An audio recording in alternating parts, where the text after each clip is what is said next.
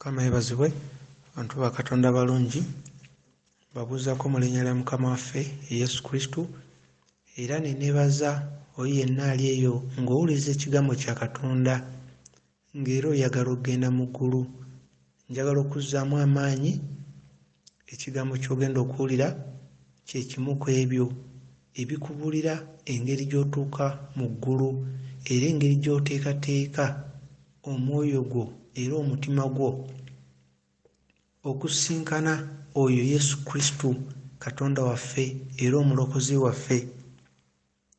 Tujjukire nti singa olwaleero tuwulira eddoboozi ly'omulere erya trumpet, weebuuze obeera omu ku abo abagenda? Singa leero tuwulira trumpet ng'evuga, onaabeera omu ku abo Mukama banaatwala? Tujjukire bangi tuli mu kusinza ebibumbe mu butamanya, tuli mu kusinza abantu obuntu naye mu butamanya. Okusinza ebibumbe kusimbye emirandira mu mitima gyaffe, kubanga bangi tutunuulidde ebintu by'ensi eno, tutambula olw'ebyo tulaba n'amaaso gaffe, si olw'ebyo bye tukkiriza. Tujjukire nti ekintu kyonna ky'oteekako omutima gwo ne kituuka okuvuganya ne Katonda munda mu ggwe, ani atwala obudde? Ani gw'osinga okuteekako omutima? Ekintu ekyo kyonna ky'oteekako ebirowoozo byo, ky'oteekako omutima obudde bwonna, manya nti oba oli mu kusinza kibumbe, kubanga ekyo kigenda kutwala ekitundu ky'omutima gwo. Ate Katonda ayagala omutima gwo gwonna, Mukama ayagala omutima gwaffe gwonna. Ekyokulabirako, essaala bangi ze tusaba, ojja kulaba nti ebiseera ebisinga essaala ze tusaba n'obulamu bwaffe obw'okusaba, tusaba bintu bya nsi eno, bulamu kubeera bulungi, tusaba mukisa. Naye nga bameka abanoonya obwakabaka bwa Katonda era abusaba Mukama abo ayongere okweyoleka eri bo obwakabaka bwa Katonda obuli mu bo? Bameka abanoonya enkolagana ne Yesu Kristo? Bameka? Singa omulala gufuwa leero, onaaba omu ku abo Mukama banaatwala? Ebintu bingi bye tusaba mu kkanisa, tusaba bintu byaffe nga ffe abantu bye twagala, obulamu obulungi, tusaba kusumululwa, tusaba mukisa, naye ebyo byonna byaffe ng'abantu. Bameka abasaba okuba n'enkolagana ne Mukama Katonda, ng'ekyo yekiri mu mutima gw'oyagala nkolagana naye? Totunuulidde butunuulizi mukisa, totunuulidde butunuulizi kusumulula, naye ng'oyagala nkolagana ggwe naye, ng'onoonya bwakabaka bwa Katonda nga kyekiri ku mutima gwo obuzuule. Kubanga yatugamba tusooke tunoonye obwakabaka bwa Katonda, ebirala byonna bijja tugattirwako. Era bameka nga tuteekateeka emitima gyaffe olw'okukomawo kwa Mukama waffe Yesu Kristo, ng'ekyo kiri ku mitima gyaffe okweteekateeka okukomawo kwe tube nga tusaanidde. Bangi tetugenda mu kkanisa kubanga mazima Katonda tumwagala, naye tugenda olw'ebyo bye twagala, ebyo Katonda by'agaba nga bye twagala, nga tetwagala Katonda yennyini. Bangi tugendeyo kubanga tulina bye twagala ku Katonda atukolere, twagala omukisa, twagala obulamu obulungi, nga tunoonya bintu ebyo Mukama by'agaba, wabula tetunoonya ye kennyini mumanya. So nga yagamba oyo amunoonya ajja muzuula. Bameka abagenda ne tusaba nga twagala kumanya Katonda, tube n'enkolagana naye, atuwe okubikkulirwa, twongere okumumanya era tube nga tusaanidde. Bangi twagala kusumululwa, twagala kuwonyezebwa, twagala byamagero, si bwakabaka bwa Katonda. Tujjukire Mukama ye aleeta omusana okwaka eri abo bonna abamuweereza n'abatamuweereza, era n'enkuba agireka okujja eri bonna. Tujjukire nti Mukama waffe tayagala kugabana kitiibwa kye na muntu yenna oba na kitonde kyonna. Ate Mukama ayagala omutima gwo, ayagala omutima gwange gwonna tayagala omutima ogumu tuguteeke ku bintu by'ensi eno, wabula ayagala omutima gwonna olwo lwajja okujja yeeyoleke mu nsi ng'ayita mu ggwe. Tewali kitundu kya mutima gwaffe kye tulina kuwa byakwegomba bya nsi eno. Ekkanisa nga gwe mutima gwo eri ku mwanjo, eri ku ffe ekisookerwako mu kulwana olutalo olw'omu mwoyo. Tusobole okuyimiriza omulabe Sitaani aleme kubba, aleme kutta wadde okusaanyaawo. Newankubadde tulina enzikiriza era nga tusuubira nti abantu bangi bamala dde okuwa obulamu bwabwe eri Mukama waffe Yesu Kristo, kikulu nnyo ekiseera kyonna n'oba obuulira n'obeera ng'oyita ng'ogamba naye ani ayagala okulokoka, ani ayagala okuwa obulamu bwe eri Yesu Kristo. Kuba oli ayinza okubeerawo ng'awuliza naye nga tabuwangayo. Kyanjawulo okwatula n'owaayo obulamu bwo, okuba ly'eddaala erisooka mu kumanya Mukama Katonda waffe, ly'eddaala erisooka kwatula n'owaayo obulamu bwo,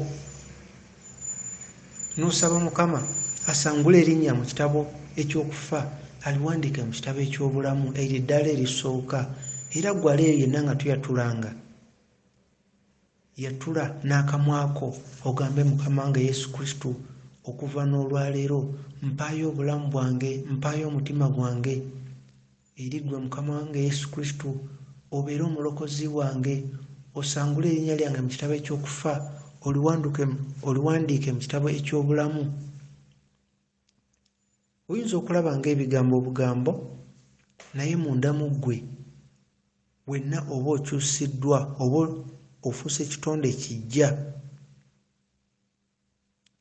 Mukama Katonda alaba ebyokwegomba by'emitima gyaffe byonna byonna byonna. Alaba omutima gwaffe bye tujjuzzaamu, era Mukama alaba nti munda mu ffe tunoonya mukisa, wabula si bwa kabaka bwe. Kubanga naye tuba tetunnasaba, Mukama aba amaze okulaba ebyo ebiri mu mitima gyaffe, nga tetunnaba kusaba, Mukama aba amaze dda okulaba ekyo ekiri mu mutima gwaffe. Nga tetunnaba kusaba aba amaze okulaba buli kimu. Kyova olaba tulaba mu Matayo 6 okuva ku lunyiriro lw'okuna paka ku lw'omunaana. Mukama atugamba naye tuba tetunnasaba, aba amanyi kye tugenda okusaba. Era ne tunaagamba tukose ebigambo bingi olw'okulaga abo abaliwo, era Mukama atulaga nti ekyo si kyekikulu okuba n'ebigambo ebingi, wabula tusabe nga tukijja mu mutima gwaffe. Buli lwe tujjuza mu mutima gwaffe ebyokwegomba by'ensi eno, tuba tetulekeddewo Mukama waffe kifo w'anaabeera mu mutima gwaffe, kuba awo waatuula. Awo Mukama waatuula, era ebyokwegomba by'ensi eno gye bikoma okujjula mu mitima gyaffe, gye tukoma okubanga tetuwadde mukisa Mwoyo Mutukuvu okujja kutuula mu mitima gyaffe. Singa okunyakulibwa oba rapture ebeerawo olunaku olwaleero, nga mu mitima gyaffe tujjuzzaamu ebyokwegomba by'ensi eno, tuba tetujja kutwalibwa.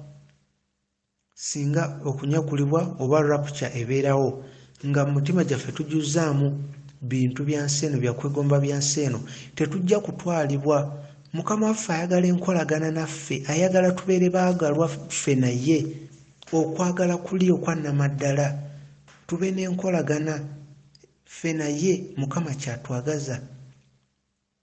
Olwo ebirala byonna bijja tugatirwako nga tutunudde kunoonya bwakabaka bwa Katonda.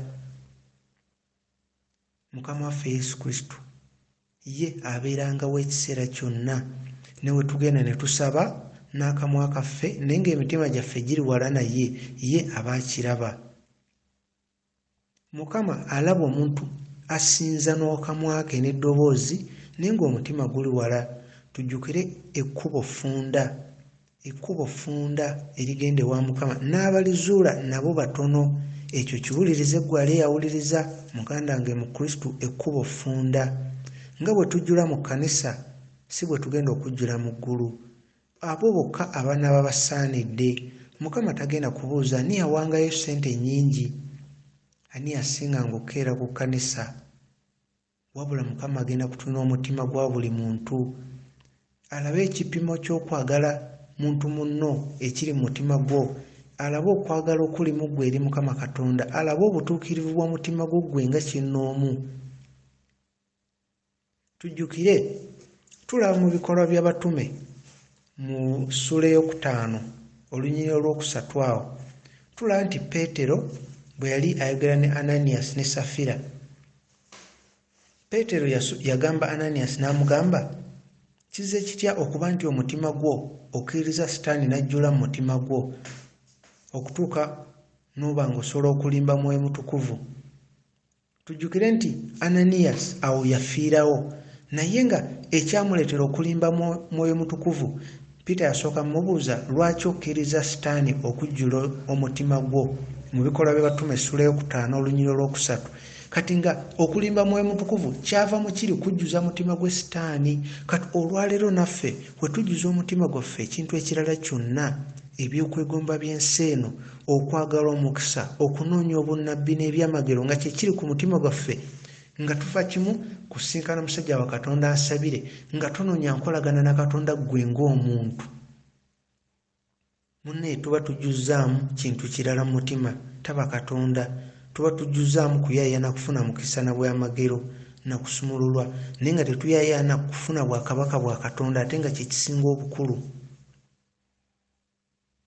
Singa omulabe Sitaani aba ajjudde mu mutima gw'omukkiriza, Katonda aba agenda kutuulawa mu mutima gw'omukkiriza oyo. Singa omulabe Sitaani yaba ajjudde mu mitima gyaffe, ate Katonda ye agenda kutuulawa.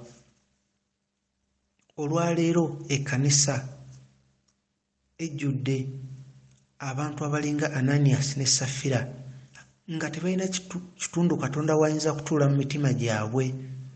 Y'ensonga lwaki twetaaga tudde eri Mukama, tweyawule ku bintu by'ensi eno, tweyawule ku masanyu n'ebyokwegomba by'ensi eno.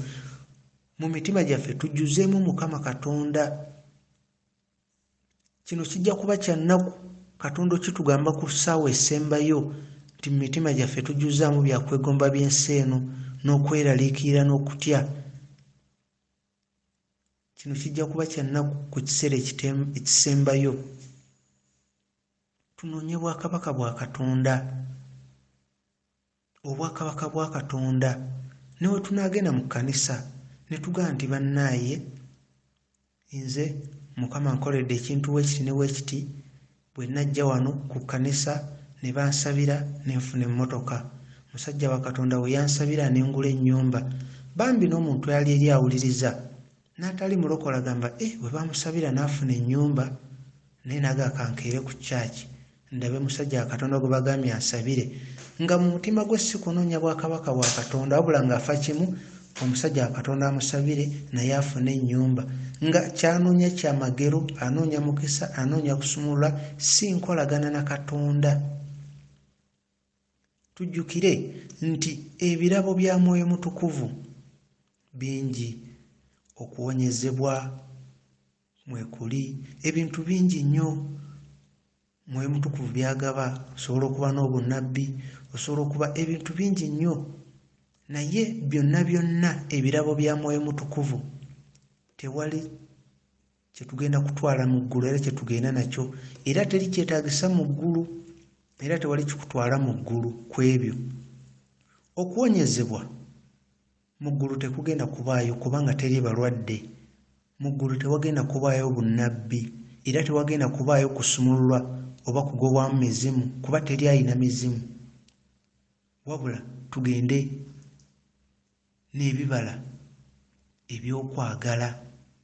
Ebibala ebyokwagala, obutuukirivu bwo ogenda nabwo mu ggulu. Newonaaba owonyezeddwa obulwadde mukwano, osobola okugenda mu muliro bw'oba okyalina ekibi mu ggwe.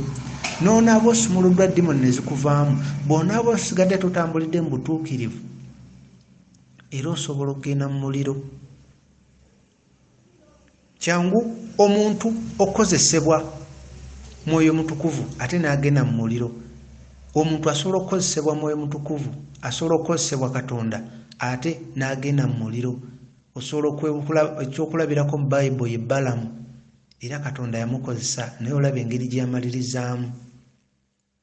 Tufe ku nkolagana yo ne Katonda ggwe ng'omuntu, tuleme kwawukana ku Mukama kye yatugamba ekyokunoonya obwakabaka bwa Katonda, ebirala byonna biryoke bikutugattirweko, ekiri mu Matayo 6:33.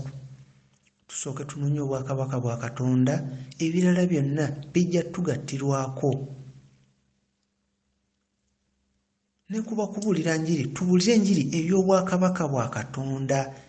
Ensi yo si yakutwagala ge mazima. Yokaana 15:19.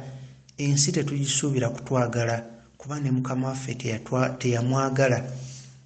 Kati ensi tetugisuubira kutwagala, ffe tubuulire ekyo ekitwala abantu mu ggulu. Matayo 20:14, Mukama tugatubuulira ekigambo ky'obwakabaka bwa Katonda.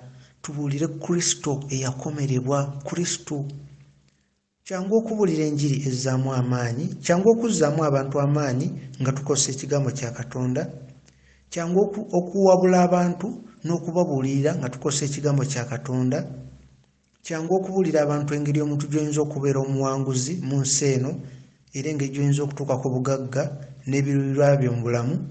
Kyangu okwogera ekyo nga tukozesa ekigambo kya Katonda, naye nga tetutubuulidde njiri ya kutwala abantu mu ggulu. Enjiri y'okutwala abantu mu ggulu, ale yampuliriza, tubuulire obutuukirivu. Omuntu atambulira atya mu butuukirivu? Yeenenya atya? Okusonyiwa kukulu nnyo.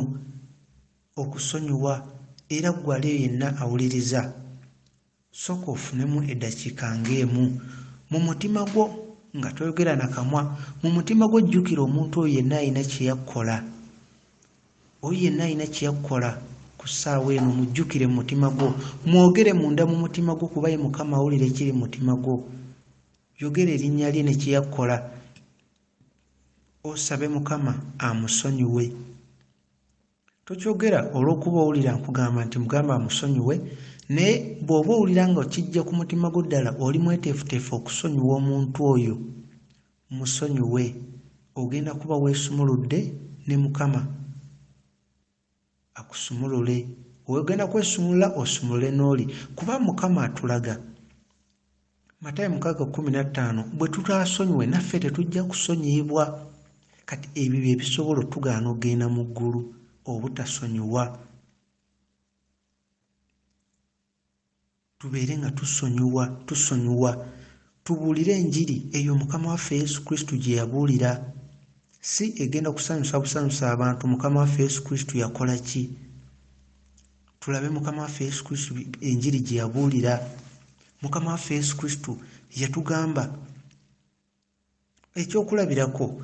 Bwetulaba mu kitabo kya Mark chapter 12 verse 38 okutuuka ku verse 43, Mukama waffe Yesu Kristo yayogera ku ssaala empanvu, okusaba essaala empanvu okulaga obulaza abantu. Ne tusaba naye nga tulaga oyo atwetoolodde. Mukama atuwa ekyokulabirako eky'omukyalo oyo namwandu eyajja okuwaayo. Mukama waffe Yesu Kristo yagamba nti yasinze bali bonna okuwaayo. Abagagga bonna abawaddeyo Mukama waffe yagamba yabasinze bonna. Neffe leero ki kye tukola mu kkanisa? Oyo atayina, gwe twagala tuule emabega. Oyo ayambadde engoye ziraga nti talina ssente, gwe twagala okwawula. Gwe twagala kugamba okulaga nti ffe tukulembeza nnyo abagagga, tubateredde entebe mu maaso, tubaaniriza. Omugagga awaddeyo ssente nnyingi, gwe tukubira essimu ku bbaasa tumwebaze. Naye nga Mukama waffe Yesu Kristo ekyo kye yatugamba okola. Tulaba mu kitabo kya Mark chapter 12 verse 42 ne verse 43, Mukama waffe Yesu Kristo yagamba oyo namwandu omwavu awaddeyo okusinga bali bonna, awaddeyo n'omutima gwe, ekyo kyokka ekitono ky'alina. Naffe leero bwe tukola mu kkanisa, tukole Yesu kye yakola oba tukole ffe kye twagala olw'ebigendererwa byaffe. Tetulina kutambula lw'ekyo kye tulaba, tutambule olw'ekyo kye tukkiriza. 2 Corinthians chapter 5 verse 7, tutambule olw'ekyo kye tukkiriza, si lw'ekyo kye tulaba. Kisoboka okusinza nga Mukama tali mu kkanisa. Ffe tusobola okukola ffe kye twagala, naye ng'okubeerawo kwa Katonda tekuliwo, ne Katonda nga taliwo mu kkanisa. Ekyo kyaliwo ne mu kubikkulirwa. Bwe tulaba mu kitabo ky'okubikkulirwa chapter 3 verse 1, Mukama yali ayogera n'ekkanisa eyo n'abagamba wadde balina ekifaananyi ekyefaananyiriza nti balamu naye bafu, ng'ategeeza mu mwoyo. Kubanga ekkanisa eyo mu kitabo ky'okubikkulirwa chapter 3 okuva ku verse 1 n'ogendera ddala verses eddako zonna. Ekkanisa yali yattutumu ng'erina abantu bangi, ekkanisa nga erina amatabi mangi, ekkanisa ng'ekulaakulanye mu bya ssente, naye tebaayina mwoyo. Mu mwoyo baali bafu. Naye nga olaba ekifaananyi ebweru abantu bangi, kanisa nnungi, abajja okusaba bangi, naye Mukama n'abaweereza obubaka n'abagamba wadde balina ekifaananyi ekyefaananyiriza nti balamu, naye bafu mu mwoyo. Era Revelation chapter 3 verse 2 Mukama n'abagamba bazuukuke bazzemu amaanyi akakatono ke bakyalina nga tekannafa. Bw'atyo Mukama we yabagamba bazuukuke bazzeemu amaanyi akatono ako nga tekannafa. So ng'eno mu kulaba ekkanisa yali erabika ng'eri mu kulaakulana erina amatabi mangi, kanisa y'amaanyi. Naye Mukama n'abagamba, Revelation chapter 3 verse 3 n'abagamba mujjukire kye mwafuna, mwenenye mudde eri Mukama, oba si ekyo Mukama agenda kujja ng'omubbi gye bali nga tebeeteeseteese. Naffe leero kye tulina okukola, naffe leero ekyo kyennyini kye tulina okukola, tubeere nga tweteeseteese mu maaso ga Katonda. Tusembeze abatayina, tusembeze abaavu. Lwaki twawula omwavu mu kkanisa? Lwaki tukulembeza bali bokka abayina? Lwaki omuntu tulaba engeri gy'ayambadde n'engeri gy'afaananamu? Lwaki ejjidde emmotoka ennungi tumwaniriza bulala? Tulabe mu kitabo ky'Engero ssuula 14 olunyiriri 2 bw'atulaga nti omwavu ne baliraanwa be bamuvaako, naye omugagga alina emikwano mingi. Mukama atugamba mu Ngero 14:31 tubeere tusembeze abaavu. Naye naffe kye tukola mu kkanisa tubasembeza. Bino mbyogera nga sigamba nti ndi mukulaba nsobiza abalala, naye ffenna kitukwatako. Iffe ng'ekkanisa ya Kristo tudde ku kkubo ettuufu, ffenna tudde ku kkubo ettuufu, twenenye tukole ekyo Mukama ky'ayagala. Mukama atulaga tutambulire mu butuukirivu n'okwenenya, tambulire mu butuukirivu n'okwenenya. Okubikkulira chapter 3 verse 4 Mukama atulaga nti chapter 3 n'otandikira ku verse 6 Mukama atulaga nti oyo yenna alina amatu. Revelation chapter 3 verse 6 oyo yenna alina amatu awulirize omwoyo kyagamba ekkanisa. Era tusabe olw'ekirabo eky'okwawula emyoyo, tumanye ekyo ekiri ekya Katonda era tumanye n'ekyo ekyefaananyiriza ekya Katonda, tuleme kulimbibwa. Revelation chapter 3 verse 9 watulaga nti kisoboka ennyumba okwefaananyiriza eya Katonda era ne yeeyita eya Katonda naye nga nnyumba ya mulabe Sitaani. Ekyo kisoboka. Ekyokulabirako we tulaba mu Exodus tulaba nti abaana ba Isirayiri we bajja okuva mu Egypt nga bagenda mu nsi ensuubize, batandika okusinza ebibumbe mu lugendo olwo, ne batandika okujjukira obulamu bwabwe nga bakyali mu Egypt.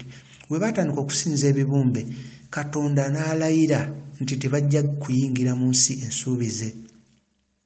Era olunaku olwo Katonda lwe yalayira, Katonda yava mu baana ba Isirayiri, okubeerawo kwe kwabavaamu, era Katonda yabavaako, okubeerawo kwe kwabavaako, naye Katonda teyabajjaako empagi ey'ekire eyabakulemberanga buli lunaku nga waliwo ekire kye balaba empagi ne bagigoberera, era n'ekiro Katonda teyajjawo empagi y'omuliro eyabakulemberanga buli kiro, naye baabigobereranga nga byefaananyiriza okubeerawo kwa Katonda, naye Katonda teyaliiwo. Y'ensonga lwaki okumala emyaka 4 baatambulanga ne beetooloola ekifo kye kimu ku lusozi, okutuuka bonna bwe bafa ne baggwawo nga tebagenze mu nsi ensuubize.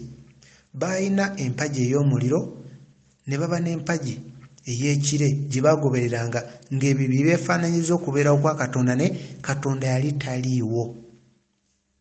N'olwaliro mu kkanisa bwe tubanga tetutambulidde mu butuukirivu, tetwenenya okuva mu mitima gyaffe era nga tetunoonya bwakabaka bwa Katonda, tusobola okubeera n'ebintu ebyefaananyiriza nti Katonda waali naye nga Katonda taliiwo. Tusobola okuba n'ebyamagero, tusobola okuba ne obujulizi bwonna naye nga si ly'ekkubo eritwala mu ggulu, era nga mu makkati g'okuwa obujulizi n'okusumulula singa Yesu addiraawo bangi tebagenda mu ggulu, ate nga n'obujulizi badde nga babuwa mu kkanisa. Tetwetaaga bwetaazi bulamu bulungi na mukisa, twetaaga okukolerera eggulu, amannya gaffe okubeera mu kitabo eky'obulamu. Twetaaga enkolagana ne Kristo, twetaaga obwakabaka bwa Katonda obwo obuli munda mu ffe bweyoleke ku nsi. Kye tubeera tusaba nga tugamba obwakabaka bwo bujje, byagala bikolebwe mu nsi nga ebikolwa mu ggulu. Obwakabaka bwa Katonda bugenda kujja munda mu ggwe, mu buli kinnoomu. Olwo ekikola kya Kristo kikule okutuuka ku mutendera Kristo gwe yaliko ng'ali kuno ku nsi. Y'ensonga kikulu nnyo buli omu amanye tulina okubeerawo kwa Katonda. Katonda waali mu makkati gaffe oba tuteebereza buteebereza mbu waali. Tulaba mu kitabo kya 1 Kings chapter 18 Elijah we yali ku lusozi omuliro, Katonda n'aleeta omuliro, ne Elijah yasobola okutegeera nti omuliro gwo Katonda yagulese naye Katonda muliro gwo taliimu. N'aleeta ekibuyaga, n'aleeta earthquake, naye Elijah yasobola okutegeera nti newankubadde bino bizze omwo Katonda taliimu. Leero twebuuze mu bulamu bwaffe Katonda waali era tuli naye, oba tulina byefaananyiriza nti Katonda tuli naye? Era singa tuva mu bulamu bw'ensi eno amannya gaffe gawandiikiddwa mu kitabo eky'obulamu. Obujulizi tubuwadde, ebyamagero tubirabye, tusumuluddwa, naye nga wakamala okusumululwawo, wakamala okuwa obujulizi obw'ekyamagero, singa ova mu nsi eno osubira erinnya ly'omu eriri mu kitabo eky'obulamu, obwo obukakafu obuyina, olina enkolagana ne Kristo. Obwakabaka bwa Katonda olina obubonero obulaga nti bujja ku nsi nga buyita mu ggwe. Ofuddeyo mu kwenenya, osonye buli muntu yenna, osembeza abaavu.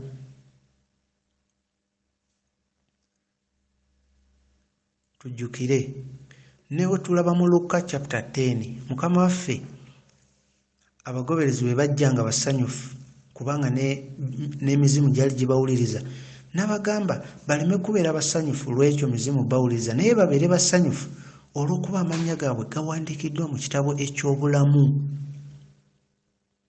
Ekyo kye kisinga obukulu, okuwandiikibwa mu kitabo eky'obulamu. Leero tusobola okuba mu kkanisa nga tulina obujulizi obw'enjawulo, naye tuli basanyufu lwa bujulizi obwo oba olw'okuba amannya gaffe gawandiikiddwa mu kitabo eky'obulamu. Era ddala buli ali mu bulamu obulungi abujje wa Mukama. Oba oluusi tuyinza okuba tulina bye tulaba bifaanyiza obulamu obulungi, naye ng'abalala balina amakubo ate malala nnyo. Ne Sitaani asobola okukola ebyefaananyiza ebyamagero, era ne Sitaani asobola okukola ne magiki. Y'ensonga lwaki ffe tetulina kugoberera ekyo kye tulaba, wabula kye tukkiriza mu mutima, kuba buli muntu ajja kumira mu maaso ga Katonda. 2 Corinthians chapter 5 verse 7 watulaga tutambule lw'ekyo kye tukkiriza, si lw'ekyo kye tulaba. Tetulina kulinda olunaku olusembayo tuwulire okuva mu Mukama Katonda nga yatubuulira nti twali tusinza bibumbe mu butamanya.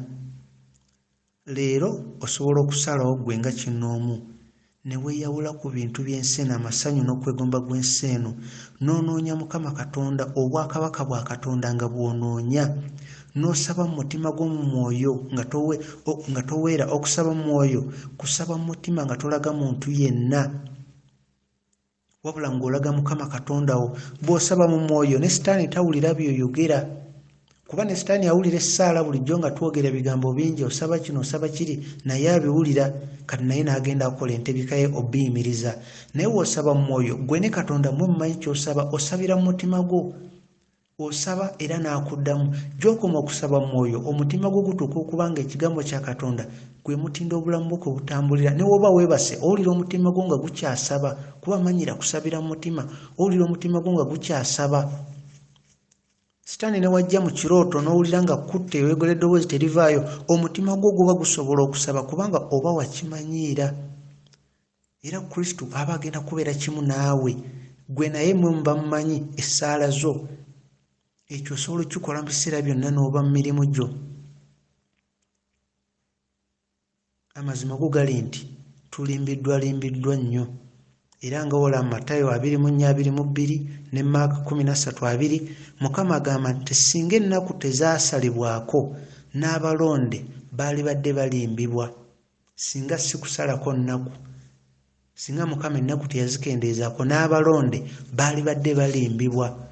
Omulabe Sitaani akoze kinene nnyo otulimbalimba otuteeka ku kkubo ekyamu ne tutunuulira byamagero ne tutunuulira kusumululwa. Ye Sitaani n'atwala emyoyo mu muliro ne tunuulira bujulizi mu kkanisa ne tutafaayo nnyo ku butuukirivu so nga obutasonyiwa ekibi ekiri mu buli kinnoomu kye kimutwala mu muliro. Ekibi okujjuza ekibi mu mitima gyaffe, okujjuza okwegomba kw'ensi eno mu mitima gyaffe, okujjuza okwagala ssente. Ananiya ne Safira baafiira maaso ga Peetero awo kujjuza mu mutima gwabwe kwagala kwa ssente. Era Peetero yasooka mubuuza lwaki okukiriza Sitaani okujjula omutima gwo? Ali yawuliriza kiki ekijjudde mu mutima gwo? Mbuulira ebintu bino tuyambagane tusobole okugenda mu ggulu. Nnyinza okubaako ate bye sitataddeemu naawe ate ne byongeramu n'obuulira n'omulala tuyambagane tugende mu ggulu. Tewali kigendererwa kirala kyonna, tewali gwenvumirira oba ani wabula tuyambagane tugende mu ggulu. Naawe obuulira omuntu yenna gw'oba osobodde tuyambagane tugende mu ggulu nga tusaanidde ekkubo ffunda n'abalizuula batono. Okusalawo kuli mu mutima gwe, kuli mu mutima gwa buli muntu. Okusalawo kuli mu mutima gwa buli muntu, mu buli muntu okusalawo kuli mu mutima gwo. Tubuulire enjiri ey'obwakabaka bwa Katonda obuli munda mu ggwe. Luka 17:21 obwakabaka bwa Katonda buli munda mu ggwe. Ate we tubuulira ekigambo kya Katonda ne batakikiriza, gwe buulira ogwo si musango gwo oba tebakkiriza. Kubanga ne Mukama waffe Yesu Kristo bwe tulaba mu Yokaana 8:37 awo ne Yokaana 8:47 Mukama waffe Yesu Kristo baali bamugamba nti bo nsigo ya Aburahamu. Abafalisaayo n'abagamba newankubadde ensigo ya Aburahamu naye tebakola ebyo Aburahamu bye yali akola. N'abagamba ebigambo byayogera tebabikkiriza so nga Aburahamu teyalikoze ekyo. Mukama waffe Yesu Kristo n'abagamba mu Yokaana 8:47 n'abagamba ebigambo bye tebabikkiriza kubanga si ba Katonda. Tebabikkiriza kubanga mu bo temuli kifo kya bigambo ebyo. Kubanga omuntu omubulira ekigambo kya Katonda n'akikkiriza kitegeeza mu mutima gwe mulimu ekifo kyateeseteese ekigambo kya Katonda we kirina okutuula. Alina ebintu byajjeemu mu mutima gwe ekigambo kya Katonda kijje kituula awo. Era bwe kiba ekigambo kya Katonda tekirina kifo we kituula mu mutima gwa muntu oyo tajja kubikkiriza. Ekiri mu Yokaana 8:47. Tujjukire nti maaso ga Mukama waffe, maaso ga Katonda, ffenna tuli muntu omu Kristo. Maaso ga Katonda tetuli mbu ono mukyala, ono mwami, ono wa ddiini weeti, ono wa ddiini weeti, wabula ffenna tuli muntu omu Kristo. Y'ensonga lwaki tulina kubuulira bwakabaka bwa Katonda. Ekikula kya Kristo mu buli muntu kyongera okukula okutuuka ku kipimo kya Kristo bwe yali ng'ali kuno ku nsi. Mu kitabo kya Galatians chapter 3:28 awo tulaba Mukama waatugamba nti maaso ge ffenna tuli Kristo. Sigamba ono mukyala oba ono mwami, wabula ffenna tuli muntu omu. Siga nti ono muddugavu ono afaanana bw'ati. Ffenna tuli muntu omu Kristo. Ekiri mu Galatians chapter 3:28. Ffenna tuyayaane okubeera omuntu omu oyo Kristo kuba kitaffe waatunula mu ggwe bw'atunula mu nze ayagala kulaba mwana we yekka Kristo, ayagala kulaba Kristo. Era weebuuze, Kristo ali munda mu ggwe akula buli lunaku, omuwa emmere y'omwoyo, otambulira mu butuukirivu, osonyiwa. Bwe tula mu kitabo kya Romans chapter 14 verse 12 watulaga nti buli muntu maaso ga Katonda agenda kuwa account kw'ebyo byonna by'azaakola. Buli muntu. Romans 14:12 buli muntu ajja kuba alina okunnyonnyola ku ebyo bye yakola ku nsi. Okusalawo kuli eri ggwe. Ate nga tujjukire nti okumanya Mukama Katonda oyina kubeera mwana we, oyina kubeera mwana wa Katonda. Y'ensonga lwaki mu Matayo 11:27 Mukama atugamba nti tewali muntu yenna okuggyako omwana we yasobola okumanya Katonda, era tewali muntu yenna amanyi kitaffe okuggyako omwana, tewali muntu yenna amanyi mwana okuggyako kitaffe, okuggyako oyo yekka omwana gwasazeewo okulaga. Ekyo kiri Matayo 11:27. Omwana yekka yasobola okutegeera kitaawe, era ne kitaawe yekka yamanyi omwana. Mpozzi n'abo omwana bakkiriza okulaga, okuriviiringa, okuwa revelation. Okutegeera Katonda oyina kubeera mwana we, ago ge mazima. Okubeera omwana we oyina omusinza mu mwoyo ne mu mazima. Mukama abakuume, mwebale kumpuliriza. Kansabe Mukama abateekeko omwoyo we. Oyo yenna awuliriza, mwoyo wa Mukama asobole okukulembera, osobole okuteeka mu nkola okusonyiwa, okwagala, obutatunuulira nsobi z'abalala, okutambulira mu butuukirivu, okubeera nga weebuuza buli kiseera maaso ga Katonda, kyenkola kisaanidde, kyenjogera kisaanidde, kyendowooza kisaanidde, kubanga ekiseera kiweddeyo. Revival gye tubadde tusabira ebbanga, ekiseera kyayo kye kino.